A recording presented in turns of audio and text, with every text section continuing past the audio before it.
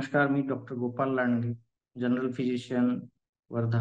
मी आपले सहर्ष स्वागत करतो आजच्या या आपल्या टॉपिकमध्ये, ज्याचं नाव आहे प्रेग्नन्सीमध्ये ॲसिडिटीचा जो त्रास होतो, विषयी माहिती आणि निवारण.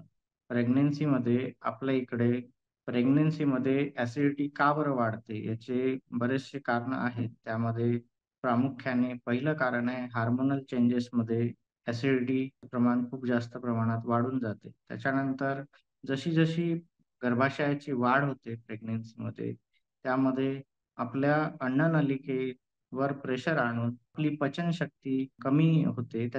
मुळे सुद्धा एक ॲसिडिटीचं प्रमाण वाढून जाते आणि बरेचसे लोकं हे जेनेटिकली प्रोन असतात, ज्याच्यामुळे सुद्धा ॲसिडिटीचं प्रमाण बऱ्याच प्रमाणात वाढून जाते आणि ॲसिडिटीचे प्रमाण वाढण्याचं चौथं एक कारण म्हणजे आपल्या जेवणाच्या वेळा या आपल्याला हव्या अशा नसतात किंवा आपल्या पचन संस्थेला जे अपेक्षित असते त्याप्रमाणे आपल्या जेवणाच्या वेळा नसतात. 5वं एक कारण म्हणजे आपल्या खाण्यांमध्ये आपण जर जड पदार्थ पचनासाठी जड पदार्थ जर वापरले, तरी सुद्धा ॲसिडिटीचं प्रमाण वाढून जाते.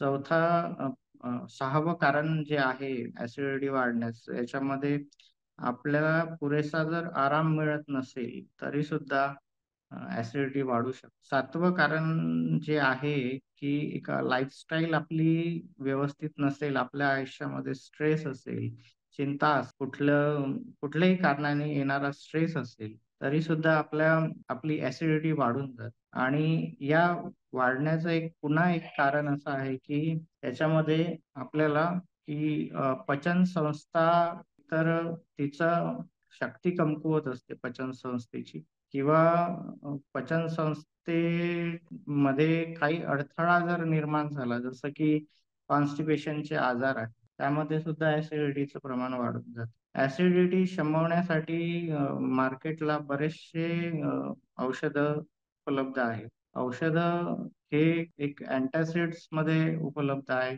दुसरं तुमचं H2 रिसेप्टर्स ब्लॉकर्स अवेलेबल आहे. त्याच्यानंतर प्रोटॉन पंप इनिबिटर्स सुद्धा त्याच्यामध्ये आपल्याला ॲसिडिटीपासून वाचवू शकतात. ॲसिडिटी हा एक सर्वसाधारण शब्द आहे. तुमचा पोटामध्ये ॲसिडचं सिक्रेशन जेव्हा वाढते, तेव्हा आपण त्याला सहसा ॲसिडिटी असं म्हणतो. ॲसिडिटी ही एकतर पचनामध्ये अडथळा तयार करते आणि त्रास पण देते. जसं की वरच्या भागाला पोटामध्ये दुखणे, वारंवार कधी-कधी उलट्यावर सुद्धा प्रकरणं जातात. तर उलट्या ॲसिडिटीचे लक्षणं जे आहे, ते सर्वसाधारणपणे ढेकर येणे, भरल्यासारखं वाटणे, ज्याला ब्लोटिंग असं म्हणतो आणि कधी-कधी बऱ्याच पेशंटमध्ये उलट्या सुद्धा होतात, ज्याला हायपर ॲसिडिटी होऊन आपण गॅस्ट्रायटिस झाला असं म्हणतो किंवा कुठलं इन्फेक्शन असेल तरी होतं. त्याच्यानंतर चौथं लक्षण जे आहे ॲसिडिटीचं, ते म्हणजे तुमचं छातीमध्ये दुखणं, ज्याला आपण हार्टबर्न म्हणतो. हार्टबर्न हे सुद्धा ॲसिडिटीचं लक्षण आहे. प्रेग्नन्सीमध्ये सहसा हार्टबर्न ही कॉमन कंप्लेंट असतेच. त्याबरोबर GERD, ज्याला गॅस्ट्रोएसोफेजियल रिफ्लक्स डिसीज असं म्हणतो, त्याचं प्रमाण सर्वात जास्त असते. म्हणजे पोटामधलं जे ॲसिड आहे, स्टमकमधलं जे ॲसिड आहे, ते एकदम प्रेशरमुळे वर जो गॅस्ट्रोएसोफेजियल वॉल असतो, त्याला क्रॉस करून तुमच्या इसोफेगसमध्ये किंवा वरच्या अन्ननलिकेमध्ये ॲसिड एकदम येऊन जातं. त्याच्यामुळे छातीमध्ये जळजळ होणे, एकदम कधी-कधी रात्री जर तुम्ही रिक्लायनिंग पोझिशनवर किंवा झोपून असाल, तेव्हा सुद्धा तुमच्या तोंडामध्ये किंवा एखादं कडवटपणा येतो. अचानकपणे तुम्हाला उठावं लागतं. त्याला आपण शास्त्रीय भाषेमध्ये GERD असं म्हणतो. तर ही झाली लक्षणे. तर याच्यामध्ये तुमचं उपचारामध्ये मी आधी सांगितल्याप्रमाणे प्रोटॉन पंप इनिबिटर्स आहे, तुमचे हिस्टॅमिन ब्लॉकर्स आहे. त्याच्यानंतर तुमचे अँटासिड्स आहे. अँटासिड्समध्ये सहसा आपण जे अँटासिड वापरतो, ते ॲल्युमिनियम हायड्रॉक्साईड बेस अँटासिड असतात. तर ॲल्युमिनियम हायड्रॉक्साईड बेस्ड अँटासिड वापरण्यापेक्षा आपण जर सुक्राल्फेट बेस ज्याला आपण अल्सर कोटिंग एजंट आहे सुक्राल्फेट, त्याच्यामध्ये त्याचा जर आपण वापर केला तर बेस्ट रिझल्ट मिळतो. त्याच्यानंतर सिम्प्टमॅटिक रिलीफसाठी जो लोकल अॅनेस्थेटिक एजंट आहे ऑक्सिटॅकिन, त्याचा सुद्धा बऱ्याच अँटासिड प्रिपरेशन्समध्ये समावेश असतो. तर त्याचा सुद्धा आपण वापर करू शकतो. सिम्प्टमॅटिकली एका प्रेग्नंट लेडीमध्ये ते जास्त सोयीस्कर राहू शकते तुम्हाला.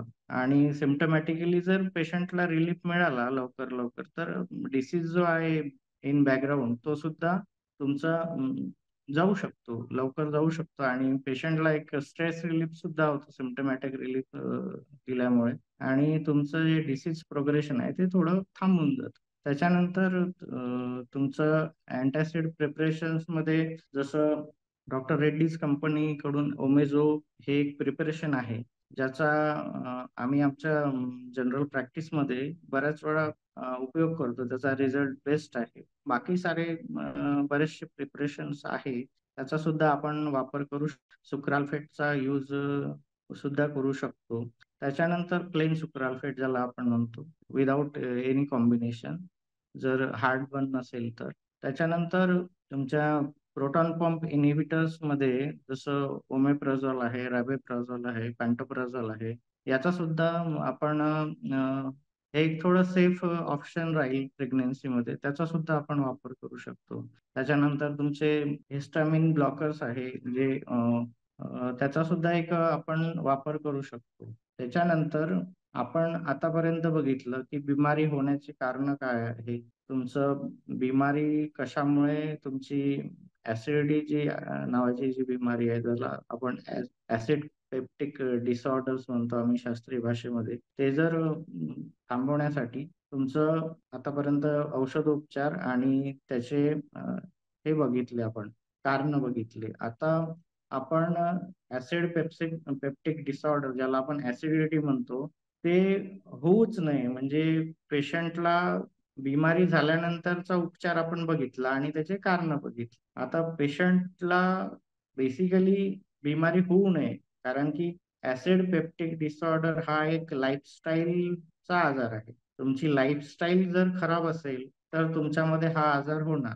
म्हणून basically prevention is better than cure हा एक बेसिक प्रिन्सिपल आहे, ज्याचा आपण वापर करू शकतो आणि acid peptic disorder in pregnancy याचा आपण टाळू शकतो. तर प्रेग्नेन्सीमध्ये आपण कुठले प्रिकॉशन घेतले पाहिजे ज्याच्यामुळे ऍसिड पेप्टिक डिसऑर्डरचा आजार म्हणजे ऍसिडिटीचा आजार आपल्याला होणारच नाही, किंवा झाला तरी त्याचं जी तीव्रता आहे ती कमी राहील. तर याच्यामध्ये ऍसिड पेप्टिक डिसऑर्डर टाळण्यासाठी म्हणजे बिमारी होण्याचे जे मुख्य कारण आहे ते तुमच्या जेवणाच्या वेळा, जेवणामध्ये तुम्ही काय घेता, तुमच्या झोपेच्या वेळा, तुम्हाला कशाची चिंता आहे का, स्ट्रेस आहे का, तर याचं मॅनेजमेंट व्यवस्थित केलं तर तुमचं बेसिक जी बिमारी आहे ती होणार नाही, किंवा झाली तरी त्याची तीव्रता कमी राहील. तर बेसिकली सुरुवातीला तुम्हाला जर ऍसिड पेप्टिक डिसऑर्डर असेल, ऍसिड पेप्टिक डिसऑर्डर त्या असणाऱ्या व्यक्तींनी तुम्हाला जेवणामध्ये बदल करायला हवे, किंवा जेवणामध्ये तुम्ही काय घेता याच्याकडे लक्ष ठेवलं पाहिजे.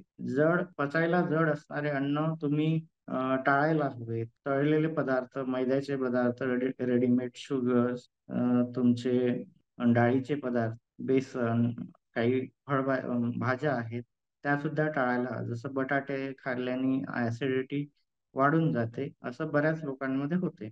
तर हे हे सुद्धा टाळायला पाहिजे. त्याच्यानंतर तुमचं जेवणाच्या वेळा व्यवस्थित असल्या पाहिजे. सकाळचं जेवण हे तुमचं सकाळी 9:30-10 ते किंवा 10:30 पर्यंत ऍटलिस्ट झालं पाहिजे. त्याच्यानंतर संध्याकाळी तुमचं जेवढं लवकर जेवण होईल तेवढ्या तुम्हाला पचायला वेळ मिळेल. आणि तुमचं जो बेड टाईम असतो त्याच्यामध्ये जेवणाच्या वेळेत आणि बेड टाईम मध्ये जवळपास 1.5 ते 2 तासाचं अंतर ठेवायला पाहिजे.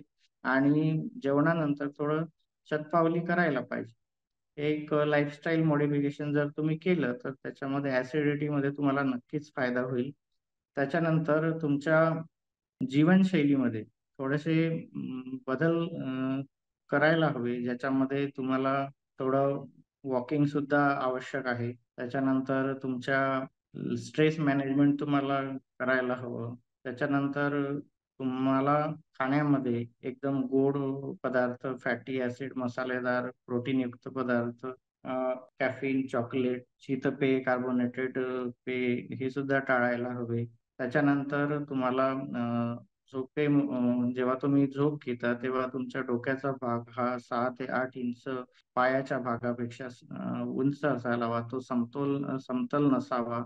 त्याच्यानंतर त्याच्यानंतर तुम्हाला एका वेळेस जास्त जेवण घ्यायचं नाहीये. थोडं पार्ट्समध्ये त्याला डिव्हाईड करून 2 वेळेचं जेवण तुम्ही 4 वेळापर्यंत घेऊ शकता. तर हे सर्व जर आपण लाईफस्टाईल मॉडिफिकेशन आणि डायटरी चेंजेस जर केले, तुम्हाला ॲसिडिटीचा जो त्रास आहे, तो तुम्ही टाळू शकता.